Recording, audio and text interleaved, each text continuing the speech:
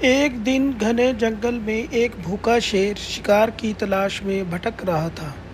اس کی آنکھوں میں بھوک تھی اور پیٹ زور زور سے گڑگڑا رہا تھا۔ دوسری طرف ایک ننھا سا ہرن خوشی خوشی کھیل رہا تھا۔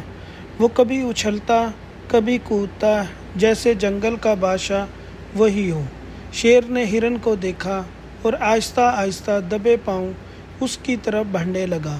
دل ہی دل میں سوچا، اب تو مزیدار ناشتہ تیار ہے۔ مگر ہرن تھا بڑا ہوشیار۔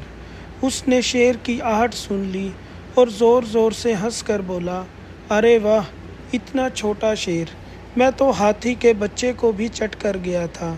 یہ سن کر شیر کے ہوش اڑ گئے۔ وہ ڈر کے مارے الٹے قدموں جنگل کی طرف بھاگا۔ یہ ہرن تو کوئی جادوگر لگتا ہے، شیر نے سوچا۔